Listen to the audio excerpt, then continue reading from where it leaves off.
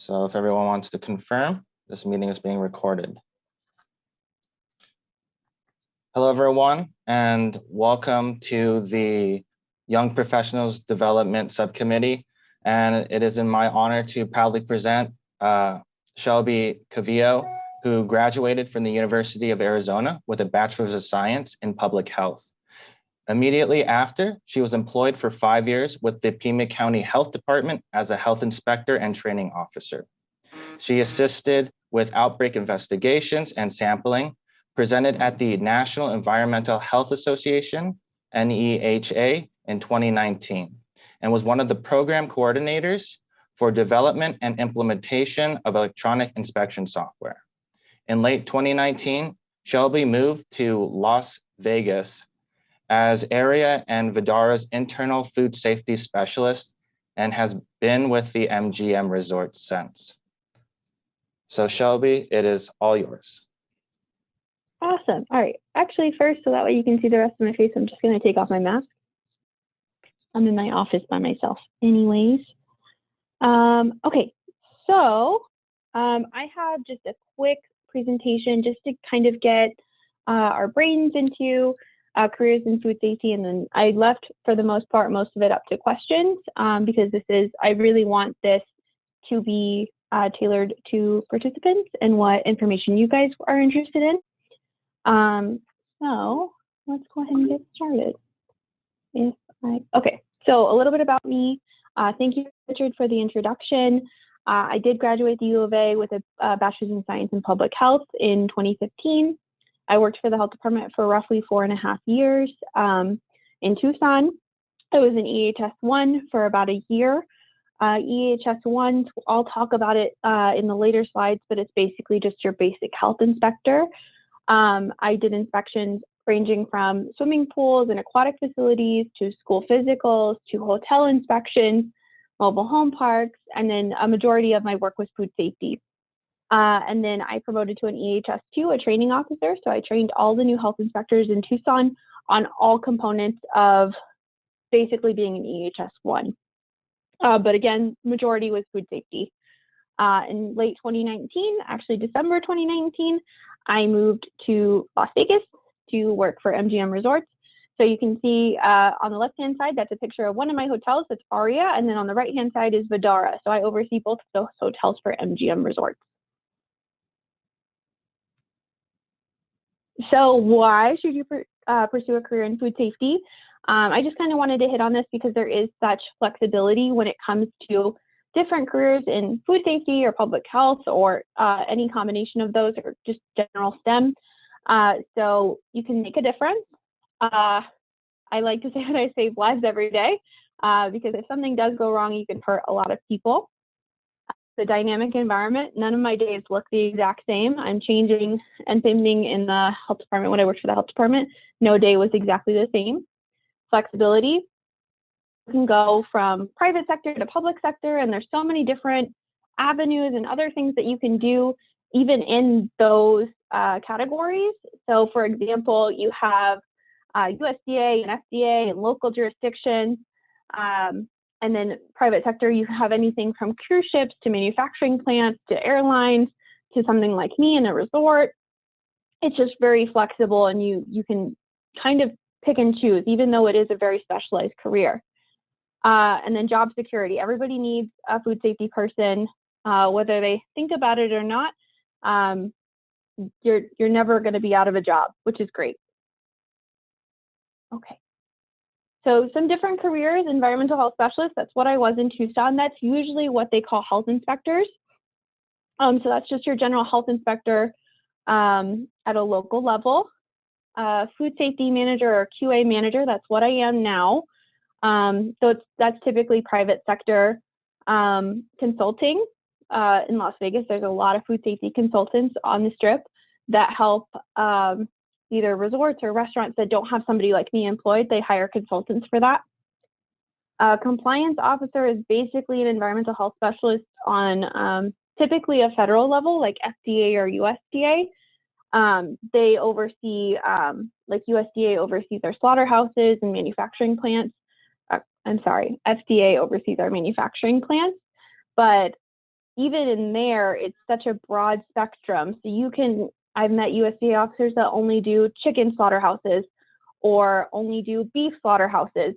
FDA officers that do imports and exports, or do manufacturing plants. Some of them do prisons. So it just kind of depends. And then there's also research, which I'm sure you guys know a lot about. You can always go into food safety research, basically on how we can better adapt to new pathogens, or how we can better control old pathogens and things like that.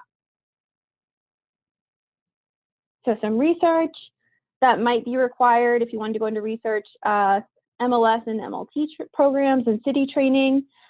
This is actually from my aunt. My aunt actually works in food safety research. I'm not really familiar with that side of careers in food safety, so she helped me out with this.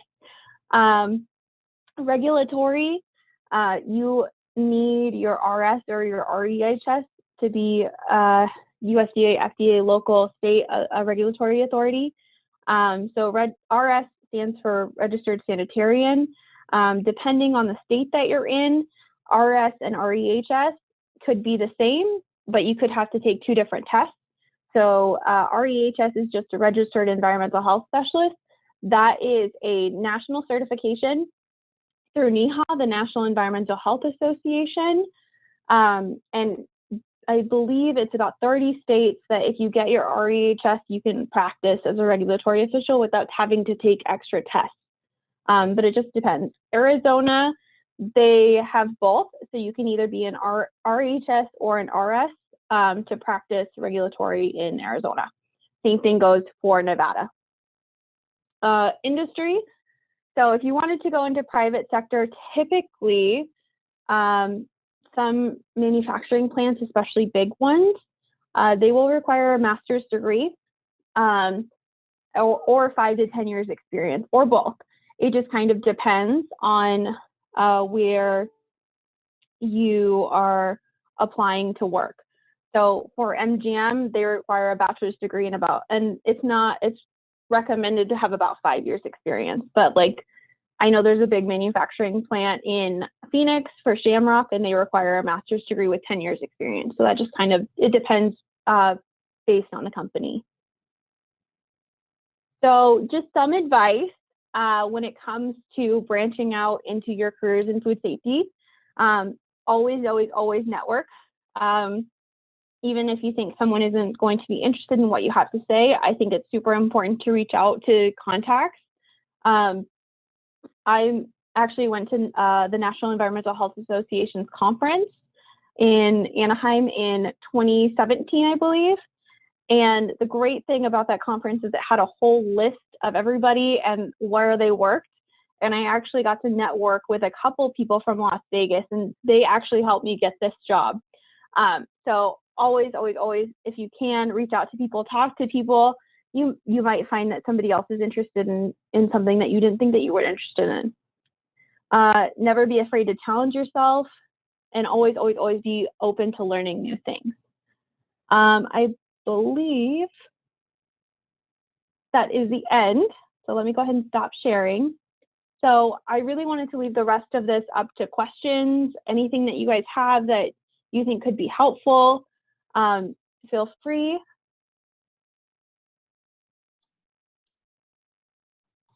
Excellent presentation. So since I don't think I have any questions right now, I'll ask one myself. And when you were graduating from the University of Arizona, how did you decide that you wanted to work in the Pima County Health Department? Was there like a website that you went to that showed you the prospective jobs in the area? Was there anything like that? So I checked the Pima County Health Department's website for job openings. I had done that before graduating. An environmental health specialist just popped up. I honestly, if I'm being completely honest, I did not read the job description. I know EPI has different specialties that you can go into for your track, for your degree and your bachelor's degree. So I did environmental and occupational health, and I saw environmental health specialist. I was like, I can do that. That's so easy, right? And I just applied, and I kind of fell into it, and then realized that I really love food safety. But I recommend checking government websites, ADHS, FEMAcounty.org, FEMAcounty.gov. Pinal County, every single county in Arizona has their own website with their own job openings. NEHA, the National Environmental Health Association, it's neha.org. They also have a career opportunity section with job opportunities nationwide. Thank you. Does anyone have any questions that you can ask? If I may, this is Norman with the Arizona Department of Agriculture. I want to, Shelby, excellent presentation. I will say I have a 26-year background as a food safety manager with a major grocery chain in Arizona. And after a retirement offer that I had, landed a position over here at the Arizona Department of Agriculture. And I'm here vouching for everything that you said. As far as what you said about making it a difference, how dynamic it is. I was involved with 125 different retail grocery stores, and you want to talk about dynamics. And it was always something different every single day, even though there was the same thing every day. It was always different, I should say. Your advice about networking is extremely important. I would encourage anyone that is seeking their educational degrees or whatever is to join the Arizona Environmental Health Association. It is the Arizona affiliate of the National Environmental Health Association. And they actually have some special considerations for students. And I believe they still do have discounts as far as membership rates and so forth. And I'll tell you, it's dirt cheap. And if you want to network, not only with the industry, but again, with academia and the and others in food safety, that really is a good local place and source to tie yourself into. So I want to say kudos to you, and great presentation. But again, network, and challenge yourself. One thing that and I'll wind up with this is learn new things. I can't tell you how many times I was a QA food safety manager, yet I go to conferences and they always are doing things about bed bugs. And it was like, oh, geez, I'm so tired of hearing about bed bugs. Well, sure enough, with all the travel and stuff, guess who brought some bed bugs home? And I had to face that personally. And I was so glad that I knew about bed bugs. And of course, we got rid of them and so forth. But again, challenge yourself. Absolutely. Learn as much as you can about everything that you can. So with that, I'll shut up. Thank you, Norm.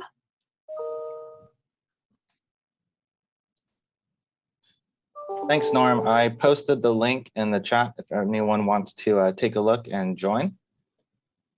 And to add on about networking, do you have any tips in maintaining those contacts, those network contacts? Because obviously, most of the time, they'll just see them at a conference, and most of the time, they won't be in the same city or state. What are your advice for people to maintain those network contacts? Oh, that's a really good question. So I'll tell you what I did. Honestly, the first thing I did when I met them at a conference is if you guys have a LinkedIn, I would ask them for their LinkedIn and find them on LinkedIn and connect, just so that way you have that extra connection as opposed to just shaking hands and having a conversation with somebody and exchanging business cards. The other thing that I did is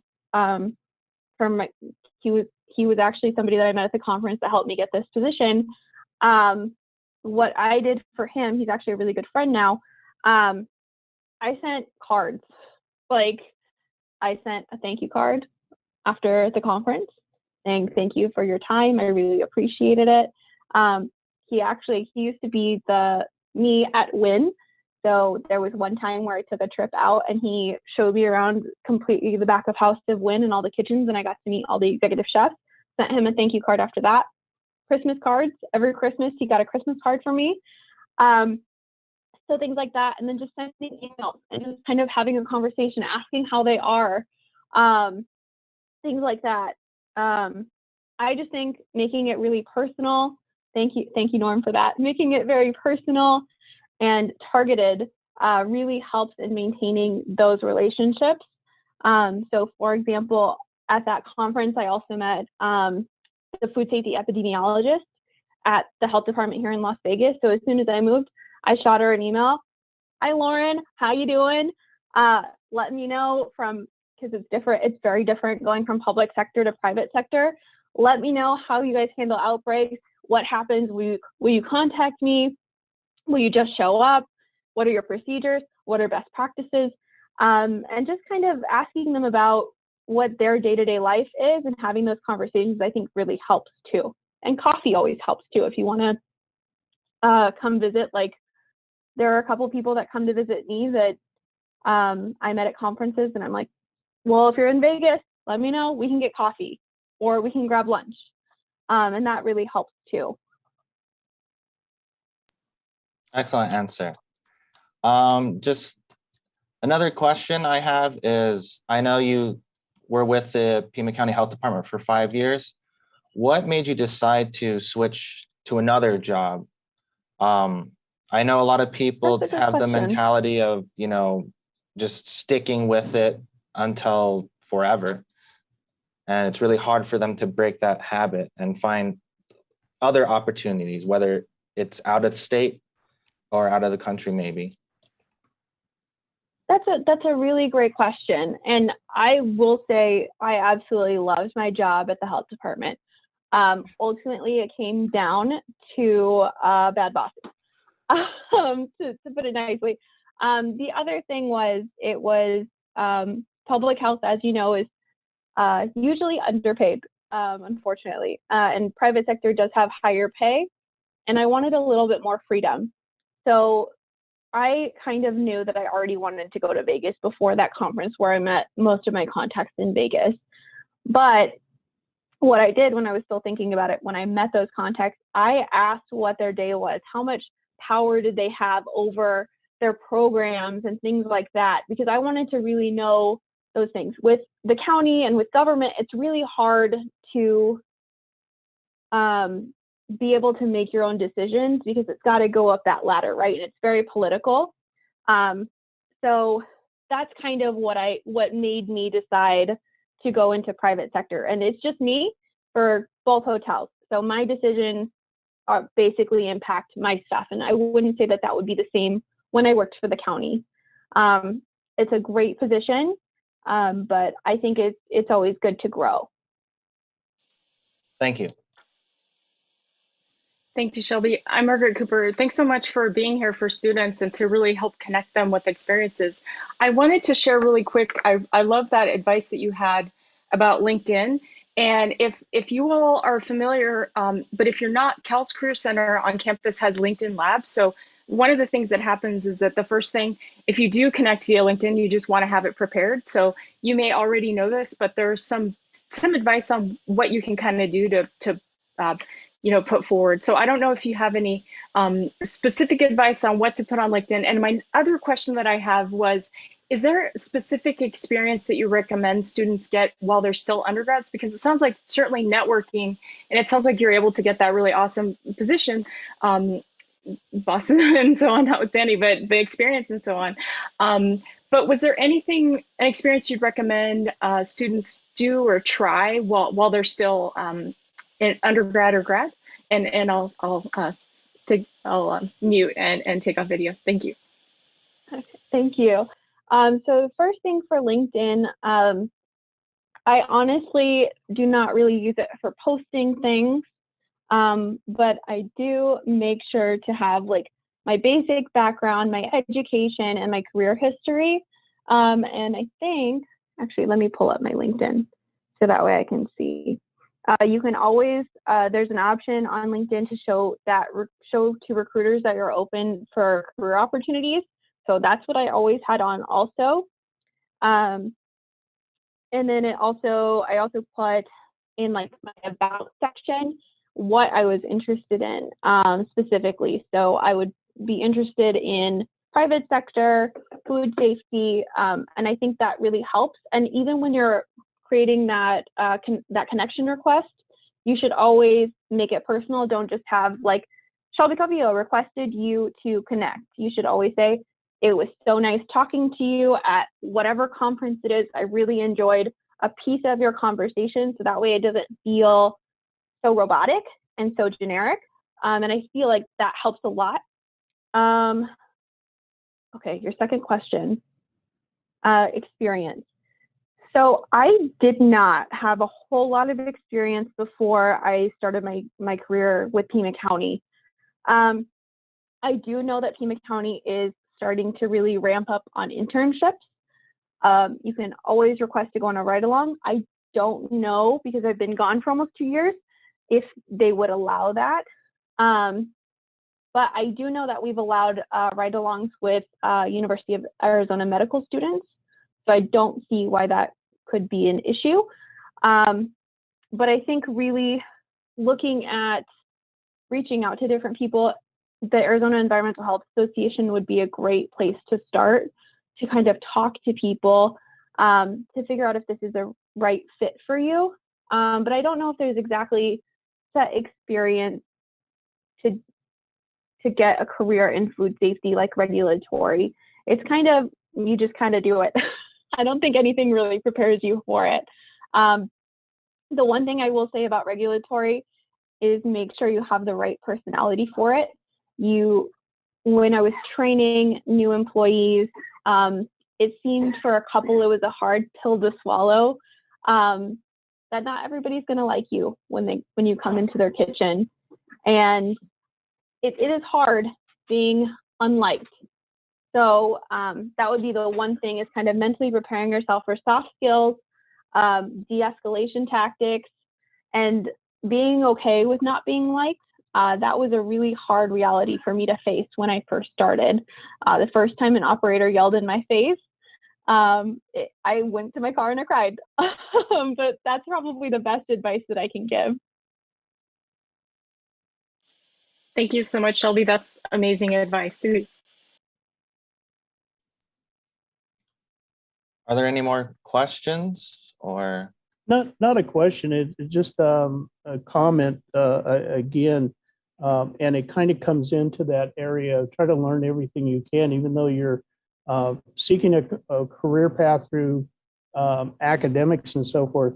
There are some simple, basic things that really look good on job applications. And even though you may not work in the food service industry, do something as simple as go to the county where you're at, get a food service worker card. There's some basic minimum, and it's basic minimum training, no doubt about that. But also for a very reasonable cost, you can also take a certified food manager course and get a national accreditation. It's not like an RS or something like that, but if you're a certified food manager, that's another little little diamond on your lapel or something that you could have. And I would also encourage to also monitor the state job website, particularly with the Arizona Department of Agriculture. Of course, I've got to put a plug in for agriculture. Much like Shelby, the position that I'm in right now, it was because of someone within agriculture that I befriended 15 years ago. And he knew that I was going to retire. And he said, you know what, you would be perfect for this position that's going to come up over at agriculture.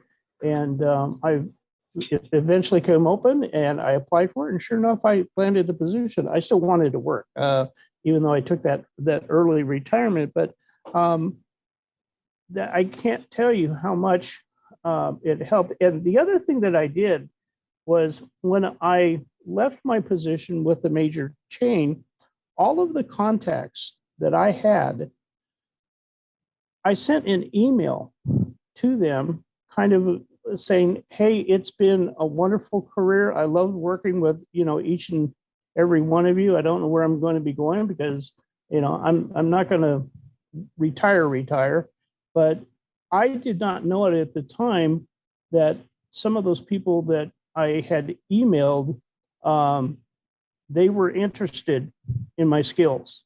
They were interested in what I was doing. Of course, those were contacts made over a couple decades, quite frankly. But again, the networking part will be absolutely invaluable to you. But with the Department of Agriculture, you've got produce safety, which is huge. I think you all know about outbreaks, cyclospore, and everything that we've been talking about. There's Animal Services Division, there's dairy, there's all kinds of subsets of food safety within the Department of Agriculture. So that's my plug for the Arizona Department of Agriculture. But I encourage everybody and to continue your search and don't hesitate to apply for positions at agriculture too. Thank you, Norm. I believe Shelby has put her email in the chat. So if you have any questions or network with her in the future, it's in the chat. We do have one question. It is, did you have to make a federal resume in applying for the federal jobs? If so, do you know of any good resources for crafting one? So I actually didn't have to because mine was not federal. But I do know that FDA, if they do require a federal resume, they do have guidance on their careers website for that. So I would check out FDA jobs, and then they should have a resume or kind of like a resume builder, a resume guide for that. FDA wasn't really something that I was interested in. I was more interested in private sector. But I have taken a peek at their website, and they do give you guidance for building a federal resume for those jobs. Thank you. And we have like around 30 seconds left. The last question is, how should students go about looking for these networking activities? So I think the Arizona Environmental Health Association is a really good place to start. And then, going to as many conferences as you can. I know the Arizona Environmental Health Association has a conference every year. Also, the Arizona Sanitarians Council has a conference every year for registered sanitarians.